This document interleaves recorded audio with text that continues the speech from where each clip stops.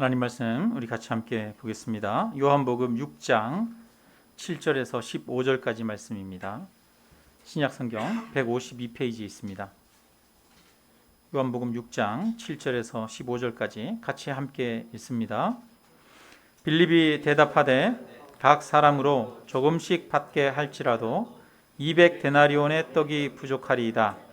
제자 중 하나 곧 시몬 베드로의 형제 안드레가 예수께 여짜오되 여기 한 아이가 있어 보리떡 5개와 물고기 2마리를 가지고 있나이다.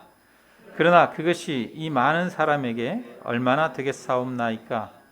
예수께서 이르시되 이 사람들로 앉게 하라 하시니 그곳에 잔디가 많은지라 사람들이 앉으니 수가 5,000명쯤 되더라. 예수께서 떡을 가져 축사하신 후에 앉아있는 자들에게 나눠주시고 물고기도 그렇게 그들의 원대로 주시니라. 그들이 배부른 후에 예수께서 제자들에게 이르시되 남은 조각을 거두고 버리는 것이 없게 하라 하심으로 이에 거두니 보리떡 5개로 먹고 남은 조각이 12바구니에 찼더라. 그 사람들이 예수께서 행하신 이 표적을 보고 말하되 이는 참으로 세상에 오실 그 선지자라 하더라. 그러므로 예수께서 그들이 와서 자기를 억지로 붙들어 임금으로 삼으려는 줄 아시고 다시 혼자 산으로 떠나가시니라. 아멘. 네, 오늘 본문은 물고기 2마리와 보리떡 5개로 5,000명을 먹이시는 이 사건이 기록되어 있습니다. 여러분, 오병이어의 기적을 믿으십니까? 예수님을 통해서 많은 이적들이 일어났습니다. 5장에 보니까 38년 된 병자를 주님이 고치셨습니다. 많은 병자들을 예수님이 고치는 소문이 들리자 사람들이 모여들기 시작했습니다. 큰 무리가 예수님을 따라갔다 이렇게 기록하고 있습니다. 예수님을 따라간 사람들 숫자만 어른 남자만 5,000명 가량 되었다고 합니다. 여자와 아이까지 포함하면 아마 10,000명은 넘는 그런 인원이었을 것입니다. 어마어마하게 많은 숫자입니다. 예수님 당시에 예루살렘의 인구가 2만에서 3만 명 정도 되었다고 합니다. 그러니까 10,000명이라는 인구는 이스라엘의 가장 큰 도시 예루살렘 인구의 절반에 가까운 그런 사람이라고 할 수 있습니다.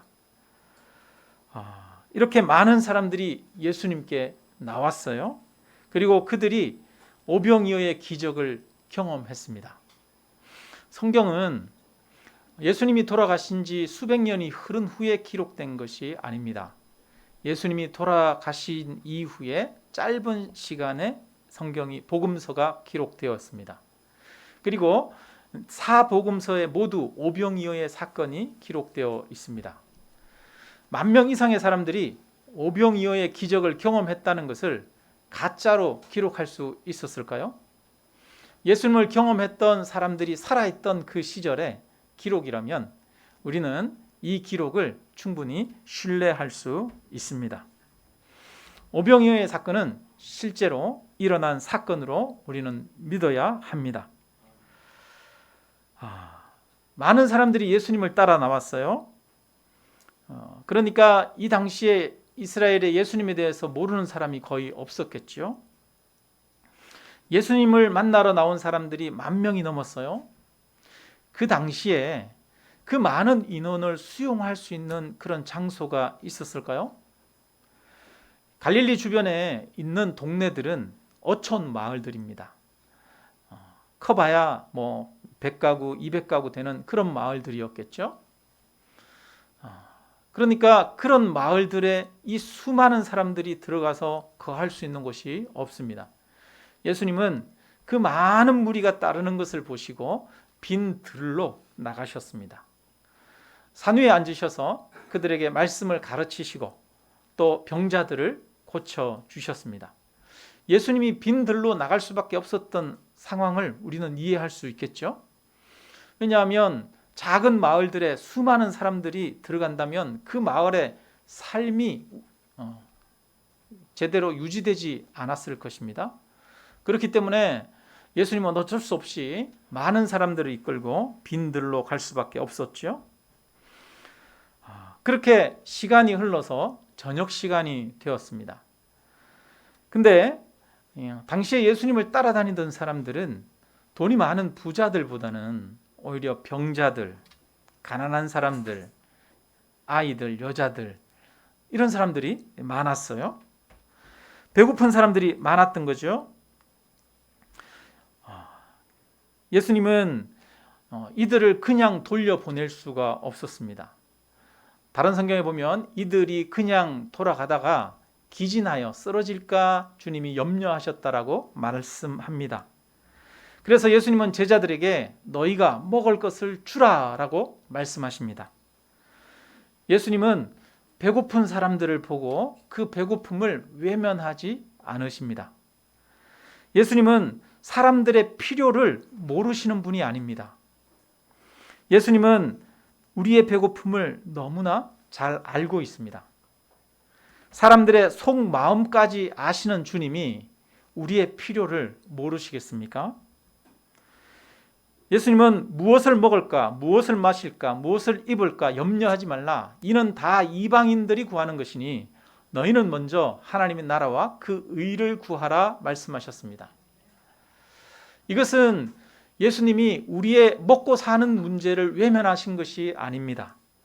예수님은 우리가 먹고 사는 문제가 너무나 중요하다는 것을 잘 알고 계십니다. 그러나 그럼에도 불구하고 먹고 사는 문제가 가장 중요한 문제, 제1의 문제가 아니라 그것보다 더 중요한 문제가 있다는 것을 말씀하시는 것이죠. 우선순위가 바르게 서고 먼저 하나님의 나라와 그 의를 구하며 살아갈 때 이 모든 것을 너희에게 더하시리라 말씀하셨습니다. 먹고 사는 문제도 해결될 것이라 말씀하셨습니다. 주님은 우리의 먹고 사는 문제에 관심이 있으실까요? 없으실까요? 우리의 먹고 사는 문제에 관심이 있으십니다. 사람들의 굶주림을 보고 그들의 굶주림을 채우셨습니다. 그렇다면 마땅히 또한 오늘날 우리의 필요를 아시는 주님께서 우리가 먹고 사는 문제도 우리가 해결할 수 있도록 도우실 줄로 믿습니다. 여러분, 먹고 사는 문제 주님이 이끄시기 때문에 너희는 하나님 앞에 기도할 때 일용할 양식을 위해서 기도하라라고 말씀하셨습니다. 우리는 하나님 앞에 우리의 필요를 아뢰면서 나아가야 합니다. 우리의 필요한 것들을 하나님 앞에 기도할 때 하나님은 들으시고 인도하십니다. 우리는 우리의 필요를 채우시는 하나님에 대한 믿음을 가지고 두려움을 내어버려야 할 필요가 있습니다. 지나친 염려, 지나친 걱정을 내어버려야 할 필요가 있습니다. 우리는 우리가 걸어가야 할 길을 담대하게 걸어가면 됩니다. 하나님께서 주신 길을 담대하게 걸어가면 하나님이 채우실 줄로 믿습니다. 이제 이 5천 명의 사람들이 5천 명이 아니라 10,000명이라고 합시다. 10,000명의 사람들이 굶주렸어요. 너희가 먹을 것을 주라 이렇게 말씀하자 빌립이 말합니다. 빌립이 우리 같이 한번 읽어볼까요? 7절에 한번 읽어봅시다. 빌립이 대답하되 각 사람으로 조금씩 받게 할지라도 200데나리온의 떡이 부족하리이다. 한 데나리온은 한 사람의 품값입니다. 요즘 10만 원이라고 하면 200데나리온이면 2천만 원입니다. 제자들은 가난했어요. 순간적으로 2천만 원이라고 하는 돈은 너무나 큰 돈이었습니다. 빌립이 이 사람들 다 먹이려면 2천만 원이나 되는 돈이 필요할 겁니다 라고 이야기를 합니다. 요즘으로 따지면 여러분 100명에게 밥을 먹인다면 100명이 아니라 10,000명에게 밥을 먹인다면 얼마나 필요할까요? 1인당 4,000원, 5,000원짜리라고 해도 5천만 원, 4천만 원 이렇게 필요한 거죠. 한 끼 식사값으로 수천만 원이 필요한 상황이에요. 제자들은 그런 돈이 없습니다. 게다가 돈이 있다 한들 이 빈들에서 수천만 원어치 빵을 어떻게 구하겠습니까? 그러면 수천만 원어치 빵을 구하기 위해 인근 마을로 간다고 합시다. 이 당시는 공업화된 시대가 아닙니다. 농사 짓고 물고기 잡아서 살던 시절이에요. 수천만 원어치 빵을 어디서 한꺼번에 구할 수 있습니까? 100가구, 200가구 사는 그 시골 마을에 가서 어떻게 10,000명이 먹을 수 있는 빵을 구할 수 있겠어요? 돈도 부족하고요. 빵을 구할 데도 없어요. 그러니까 불가능한 것이죠.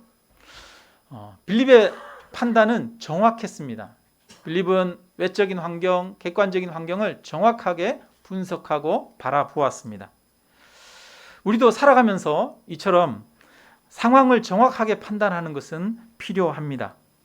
그런데 때로는 우리가 바라보는 상황 때문에 우리가 주저앉게 되는 경우가 많이 있습니다. 우리 앞에 있는 문제는 너무 커 보이고 도저히 해결할 수 없는 산처럼 보일 때가 있습니다. 그럴 때 우리는 이것은 불가능하다, 어렵다라고 해서 주저앉게 되는 것이죠.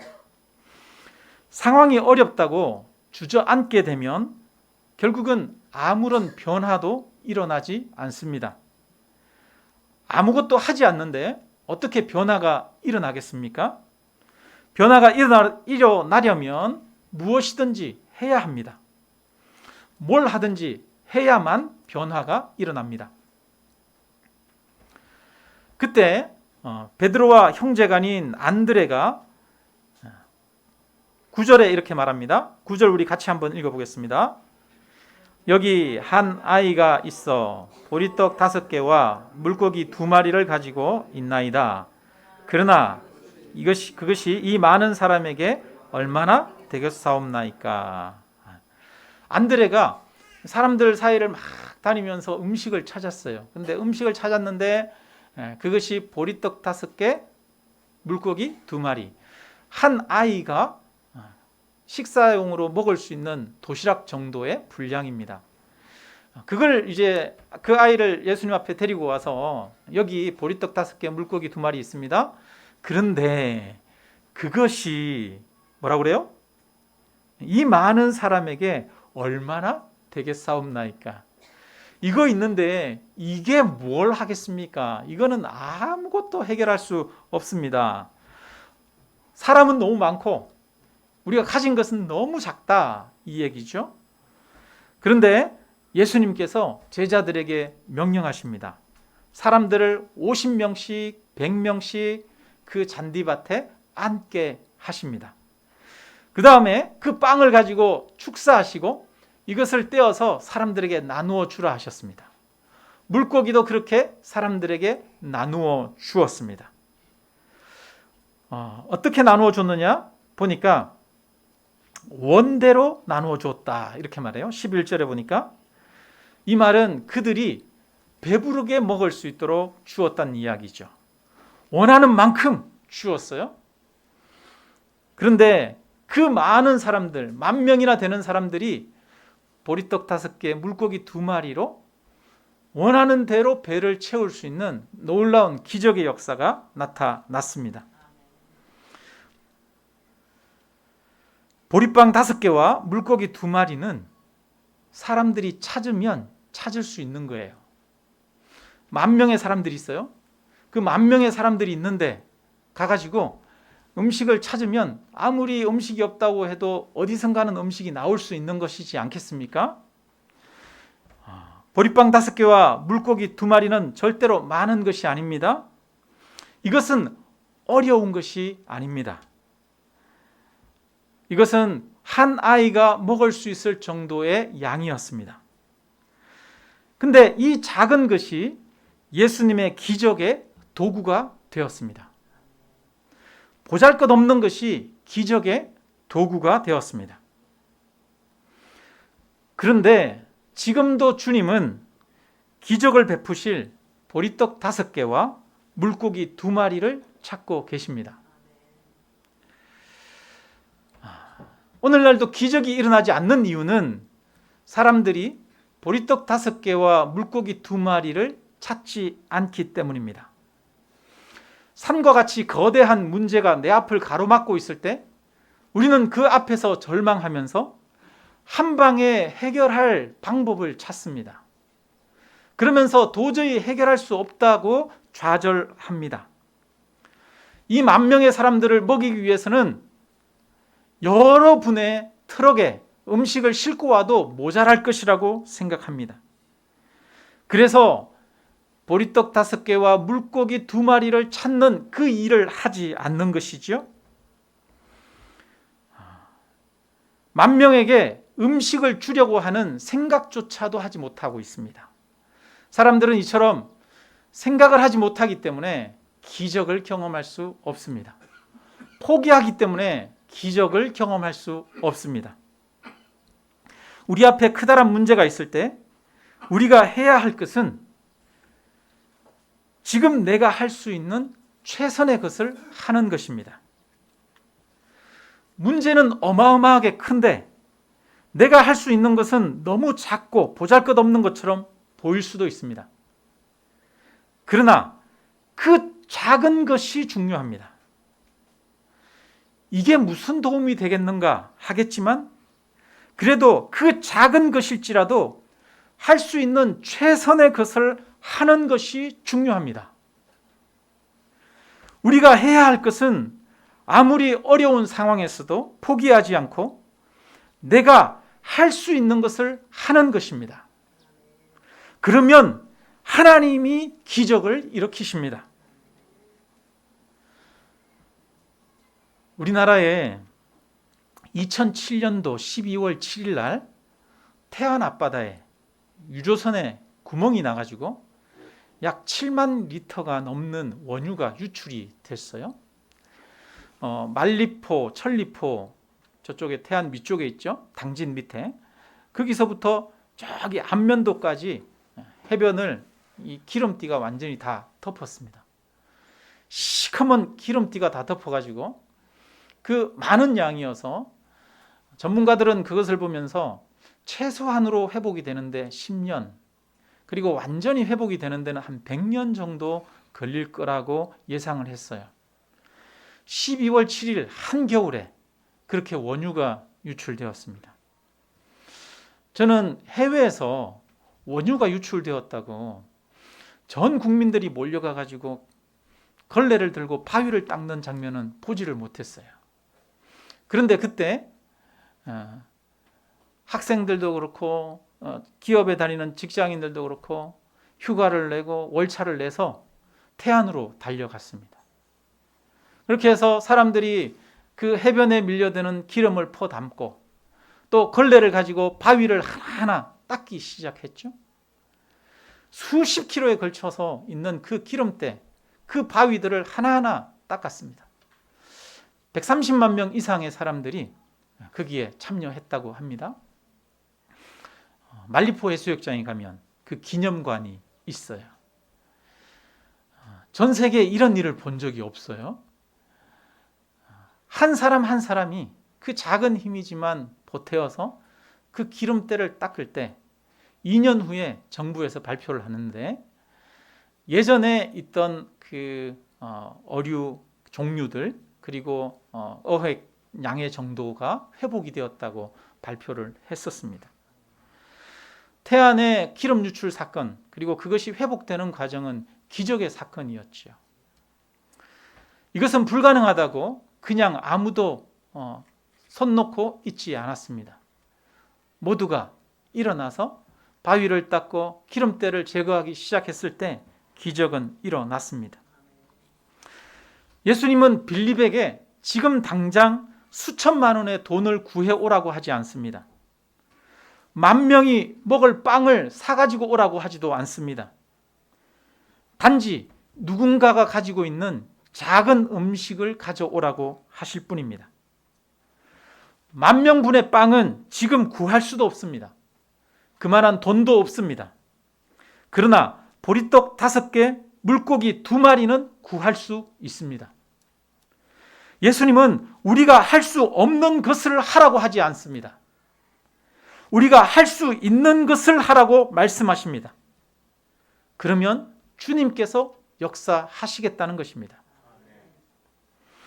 우리가 실패하는 이유는 수천만 원어치의 빵을 가져오지 못하기 때문이 아닙니다. 우리가 실패하는 이유는 물고기 2마리, 보리떡 5개를 구하지 않기 때문입니다. 우리가 실패하는 이유는 지금 내가 할 수 있는 최선의 것을 찾아 열심을 내지 않기 때문입니다. 혹시 우리 중에 내가 뭘 할 수 있겠어? 나는 아무 도움이 안 돼. 나는 할 수 있는 게 없어. 이렇게 생각하고 있지는 않습니까? 하나님의 나라를 위해서, 교회를 위해서 나는 나이가 너무 많이 들었어. 나는 힘이 없어. 나는 가진 게 없어. 나는 병들었어. 나는 너무 어려. 라고 생각하지는 않습니까? 이것은 사단이 주는 속삭임입니다. 이스라엘 백성들이 가데스 바네아에서 가나안 땅을 정탐할 때 이스라엘 백성들은 그 가나안의 높은 성벽을 보고 거기에 사는 거인족들을 보고 우리는 메뚜기와 같다라고 말했습니다. 그 결과 그들은 광야에서 38년을 헤매야 했습니다. 우리는 할 수 없다. 우리는 너무 작다. 이것은 사단이 우리에게 주는 속삭임입니다. 하나님은 우리에게 내 앞에 있는 그 모든 문제를 한꺼번에 해결할 것을 요구하지 않으십니다. 하나님은 한 아이가 가지고 있는 빵과 물고기를 가지고 기적을 이루셨습니다. 작은 것을 가지고 기적을 이루셨습니다. 항상 기적은 작은 것을 통해서 이루어집니다. 이것이 하나님의 방법입니다. 그런데 우리는 큰 것을 통해서 기적을 원합니다. 하나님의 방법은 작은 것을 통해서 기적을 이루는 것입니다.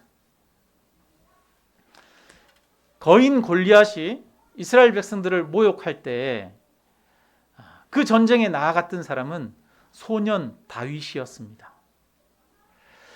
이스라엘 중에는 남들보다 더 키가 큰 그런 사람이 있었습니다. 이스라엘 중에도 장수들이 있었습니다. 그들이 골리앗과 싸우러 나아간 것이 아닙니다. 오히려 하나님을 믿고 신뢰하던 사람 다윗이 자기가 할 수 있는 것을 가지고 나아가요. 다윗이 갑옷을 입고 칼을 차고 나가지 않습니다. 다윗이 자기가 할 수 있는 것을 가지고 나아갑니다. 물맷돌을 가지고 하나님을 의지하며 나아갔습니다. 그런데 다윗이 던진 그 물맷돌에 거인 장수 골리앗이 쓰러졌습니다. 우리는 하나님이 우리에게 주신 것을 가지고 나아가면 됩니다. 하나님은 우리에게 없는 것을 요구하지 않습니다. 우리가 가진 것을 하나님께 드리면 하나님이 일하십니다. 예수님 한 알의 밀에 대해서 말씀하십니다. 한 알의 밀이 땅에 떨어져 죽으면 많은 열매를 맺느니라. 비록 작은 한 알일지라도 많은 열매가 맺어집니다. 우리 중에 하나님의 기적을 경험할 수 없을 만큼 작은 사람은 아무도 없습니다. 나이가 너무 많아 아무것도 할 수 있는 것이 없는 사람은 없습니다. 가난하여 아무것도 할 수 있는 것이 없는 사람은 없습니다. 못 배웠기 때문에 아무것도 할 수 있는 것이 없는 사람은 없습니다. 다만 우리에게 믿음이 없고 순종함이 없어서 우리가 아무것도 못할 뿐입니다. 아무리 보잘것없고 작은 것일지라도 그것이 주님의 손에 들려지면 기적의 역사가 시작됩니다. 기적은 내가 일으키는 것이 아니라 창조자 되시는 하나님께서 일으키십니다. 기적은 우리 주님께서 일으키십니다. 우리는 창조자 하나님을 믿습니다. 말씀으로 세상을 창조하신 하나님이 지금도 살아계시고 일하고 계심을 믿습니다. 기독교는 기적의 종교입니다. 성경만큼 기적에 대한 이야기가 나오는 곳이 없습니다. 불경은 기적을 이야기하지 않습니다. 한 아이의 부모가 자기 아들이 죽었다고 석가모니에게 가서 내 아이를 살려달라고 합니다. 그러자 석가모니가 말하지요. 온 동네를 돌아보고 세상을 돌아보고 그 집에 죽은 사람이 하나도 없는 집을 찾아서 내게 와라. 그러면 내가 네 아들을 살려주겠다라고 말합니다. 이 여인이 온 마을을 돌아다니고 이웃 마을 모든 곳을 다 돌아다녔어요. 그런데 사람이 죽지 않은 집이 있어요, 없어요? 없어요. 그래서 석가모니에게 와서 이야기합니다. 사람이 죽지 않은 집은 한 집도 찾지 못했습니다. 그러자 그것이 인생이다. 이것이 불교이지 않습니까? 그러나 예수님은 내 아이가 지금 죽게 생겼나이다 라고 말할 때 돌아가라! 너의 아들이 살아있느니라 라고 말씀하십니다. 주님은 죽었던 소녀의 손을 일으키면서 달리다굼 소녀야 일어나라 라고 말씀하십니다. 나사로야 나오라 말씀하십니다. 물고기 2마리 보리떡 5개로 10,000명을 먹이시는 분이 하나님이십니다. 우리는 모두 이 땅에 하나님의 나라를 세워가도록 부름받은 사람입니다. 우리는 침륜에 빠지는 자가 아닙니다. 우리는 뒤로 물러가서 패배감에 절어서 살아가는 사람이 아닙니다. 우리는 기적의 하나님을 믿는 사람입니다. 우리를 통해서 하나님이 역사하실 것을 믿음으로 바라보는 사람입니다. 주님은 아담과 하와를 만드신 후에 에덴 동산에 그들을 두시면서 너희는 생육하고 번성하라, 땅에 충만하라, 땅을 정복하고 땅을 다스리라 말씀하셨습니다. 온 세상을 아름답게 다스릴 것을 명령하셨습니다. 여러분, 우리에게 온 세상을 다스려야 할 책임이 있습니다. 그런데 이 세상을 보십시오. 이 세상의 문제는 얼마나 큽니까? 우즈베키스탄과 러시아가 전쟁을 하고 있습니다. 세계 곳곳에 빈곤과 가난과 또한 기아가 가득합니다. 환경오염으로 인해서 세상이 병들어가고 있습니다. 이런 거대한 문제 앞에서 우리 한 개인은 얼마나 작게 여겨집니까? 내가 할 수 있는 것은 없는 것처럼 여겨집니다. 그런데 하나님은 우리에게 말씀하셨습니다. 너희는 이 땅을 다스리라 명령하셨습니다. 우리에게 이 세상을 다스려야 할 책임과 의무가 있습니다. 우리는 우리가 할 수 없다라고 주저앉아 있는 것이 아니라 지금 내가 할 수 있는 것을 하면 하나님이 일하실 줄로 믿습니다. 이 세상을 위해서 지금 내가 할 수 있는 일을 하면 됩니다. 오늘날 많은 사람들이 교회 부흥이 멈췄다고 말합니다. 교회들마다 쇠퇴하고 있습니다. 그래서 개척은 안 돼, 전도는 안 돼라고 생각합니다. 그러나 그렇지 않습니다. 여전히 하나님의 말씀은 생명을 살리는 구원의 능력입니다. 인생에게 참된 행복을 주고 참된 의미와 가치를 가르쳐주고 구원의 길을 가르쳐주는 것이 이 복음 안에 있습니다. 우리는 이 복음을 들고 내가 해야 할 것을 하면 하나님이 일하실 줄로 믿습니다. 그러므로 우리 성도님들은 내가 뭘 해? 나는 아무것도 할 수 없어. 그런 마음으로 슬금슬금 뒤로 빠지지 않기를 바랍니다. 오히려 우리는 내가 할 수 있는 것에는 최선을 다하고 열심을 내는 사람이 되어야 하겠습니다. 이것이 바로 믿음의 사람입니다. 갈렙은 나이 85세에 헤브론을 달라고 하지 않습니까? 우리가 기적의 주인공이 될 수 있습니다. 하나님의 놀라운 역사가 우리를 통해서 나타날 수 있습니다. 하나님은 우리를 통해 이 세상을 복되게 하며 우리를 통해 이 세상을 아름답게 만들어 가길 원하십니다. 그런데 왜 자꾸 뒤로 물러나십니까? 내가 할 수 있는 것은 보잘것없고 작다고 생각하십니까? 우리가 할 수 있는 것은 작지만 그것이 하나님의 손에 들려질 때 하나님이 이루시는 역사는 크다는 것을 믿으시기를 바랍니다. 오병이어의 역사를 믿는 성도 여러분, 뒤로 물러나지 마십시오. 하나님의 기적을 바라보십시오. 그리고 내가 드릴 물고기 2마리, 보리떡 5개가 무엇인지 찾으시기 바랍니다. 우리는 모두 각자 오병이어를 가지고 있습니다.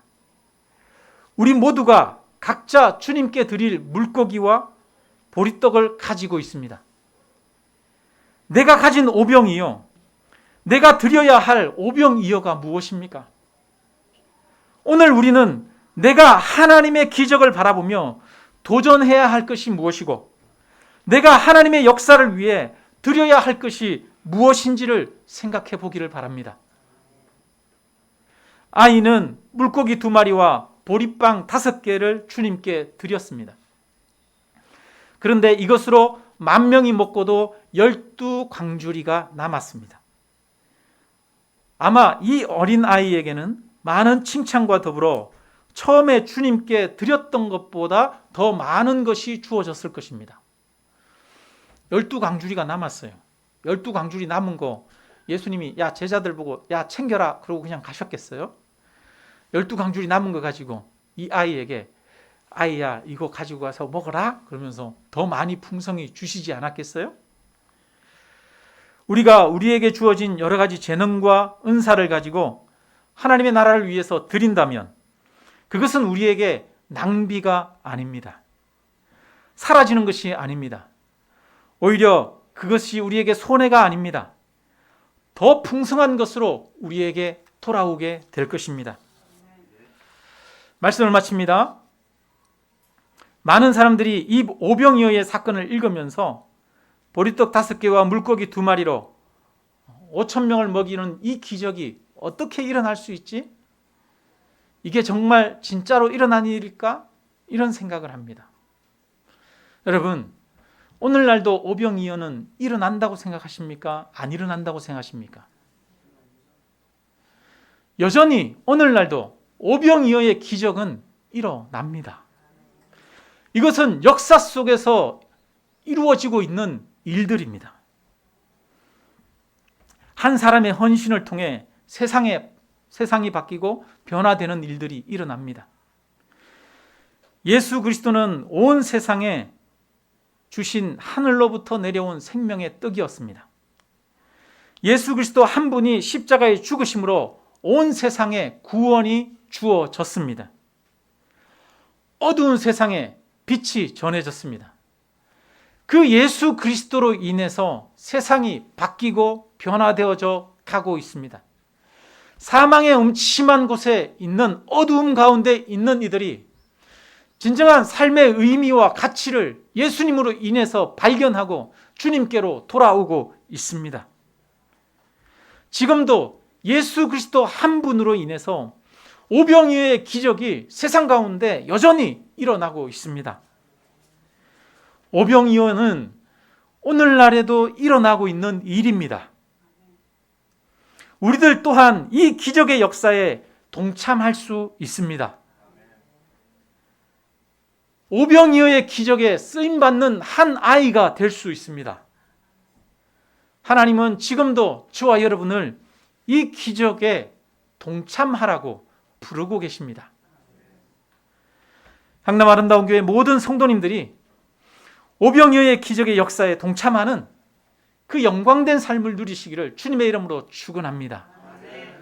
침륜에 빠져 있는 자가 아니라 내 앞에 제 아무리 높은 산이 있고 바위가 있어도 내가 할 수 있는 일, 망치를 들고 그 바위를 칠 수 있다면 그 바위를 치는 그 일이라도 할 수 있는 자가 되어 하나님이 일하시는 것을 경험하는, 하나님의 역사에 동참하는 축복된 사람이 되시기를